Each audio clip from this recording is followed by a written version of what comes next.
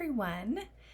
So, in our workshop last week, we spent time discussing proactive activities to keep ourselves well, our stress managed, and our nervous systems regulated.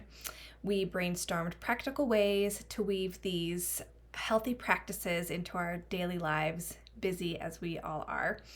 And with the wealth of ideas that were shared, we ran out of time to discuss what we can do for ourselves in those moments where poo hits the fan and our stress does a major spike. So that's what I want to touch on in this video. I will say that this is the umpteenth time I've attempted to record this video. I was trying to do a screencast, which I've done many other times successfully, but that would allow me to be filming both the PowerPoint and myself in the corner, and it just kept giving me the rainbow wheel and forcing me to restart my computer. So I'm gonna do it old school, where I'm going to point to the lovely handout that you have to reference things while I'm talking through them. So the first step is to notice. Noticing is the first step to navigating stress spikes quickly and healthily. So what are you supposed to notice? Your internal state. So many of us go through the hours of our days with busy minds, mentally managing all the demands of the day. I say it's like having 80 browser tabs open all the time in my brain. So this is where mindfulness comes in. To notice our internal state, we have to cultivate mindfulness, which means we have to be aware of what we are sensing and feeling. So here are a couple of strategies for doing that. First, to set the intention to cultivate mindfulness. Just decide that that's something you're going to work on. Secondly, pay attention to how you are feeling, both physically, mentally, and emotionally. That's really central to what mindfulness is. And then be curious, not judgmental, not should'zing on yourself about what it is that you notice. You can practice this in many ways. One being mindfulness meditation or yoga. There's lots out there. Another being to be present, as meaning not distracted as much as possible to the activities of your day. So a couple of examples. Attune to the tastes of your food as you are eating and be mindful of how that food nourishes your body. Attune to others when you're with other people, whether that's other adults in a meeting or attuning to your kids when they come home from school. Attune to the feeling of strength in your body when you work out. So just really being present and attuned to the moment. And of course, we all get distracted and experience our minds wandering because we are human. And that's why with mindfulness, it is important to practice until it becomes more natural for you. So when you notice your mind is busy or cluttered, just try to return mindfully to being present in the moment. That's the practice of it. So we notice. And now let's talk a little bit about moving from noticing to responding. Something I didn't include on this handout, I would say, is understanding. So step 2, you're in a stress spike. You've noticed it because you've been practicing mindfulness, and so you're more attuned to your internal state. So you notice it earlier on.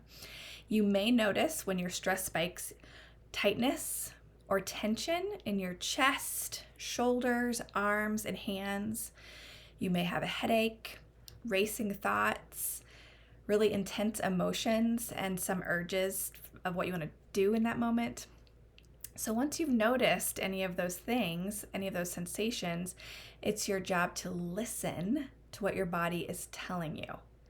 I like to suggest to think of these sensations as messengers. The sensations themselves are not good or bad, quote unquote. They are trying to get your attention. They are communicating to you that you are feeling some things and that your nervous system needs some support.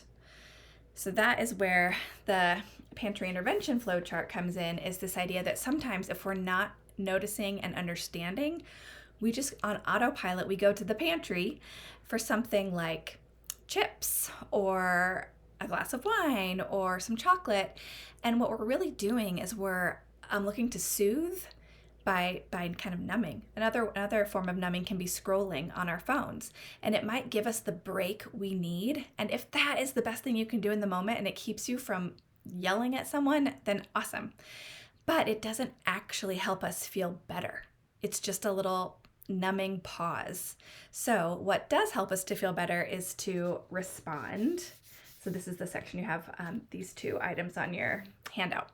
So the phrase completing the stress cycle comes from research that demonstrates that stress can and does get trapped in our bodies.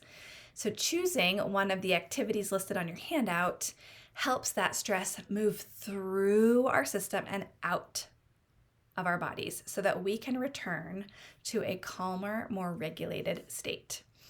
So you have the handout. If you're busy and you want to stop right now, go ahead. But what I'm just going to do for the end of this video is walk through what each of these might look like. So number 1, physical activity. In the early days of COVID, our kids were at the time 6 and 4, and they were at home, of course. And my husband and I were both special ed teachers trying to meet with students, some of them pretty disabled, over WebEx, and it was really stressful. I started running more than I usually do, and I started running farther and farther. And I noticed that it was really I could feel the pent up stress and anxiety. It felt like I could literally feel it being released from my cells. And what I think is so fascinating about that is that once things calmed down and life felt more manageable, I didn't need to run as far. I didn't run as often, and maybe that would have been good if I continued. But in terms of the stress cycle, that was really the way that I got that stress to move through and out. Okay, number 2, slow, deep breathing. I love the fact that yogis led the way with breath exercises, and not only have millions followed, but millions including the military, because breathing is something we always have with us. And by controlling our breath, we communicate to our nervous system that we are safe and everyone can just simmer down. Remember to, with different breathing practices, you want to try to exhale longer than you inhale. Number 3, positive social interaction. Sometimes phoning a friend can be the thing to help in the moment. Being heard by someone who is on your side is like magic, but you have to ask for it, and I encourage you to do so. Number 4, laughter. Laughter can operate similarly to breathing or physical activity in that it releases the tension and signals to our brain that we are going to be okay. Number 5, creative expression. I would say it's also similar. Just the other night, after a day of feeling kind of down, I tried a few things. I tried going for a run. Meh. I asked my wonderfully supportive husband to listen to me. That really helped.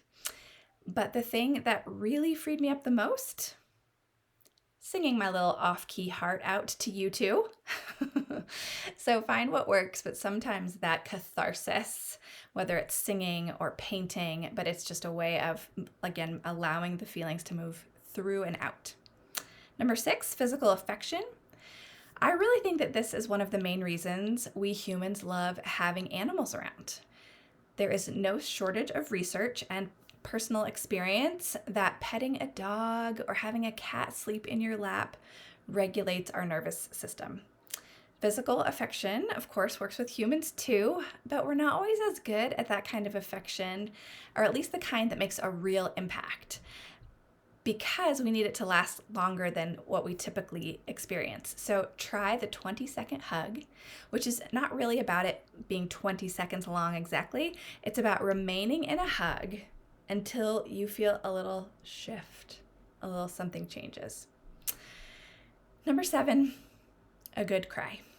Crying can be the ultimate release valve, so don't be afraid to do it and to see it as a healthy option for getting your stress to move through and out. All right, hope this was helpful, and I hope to see you around soon.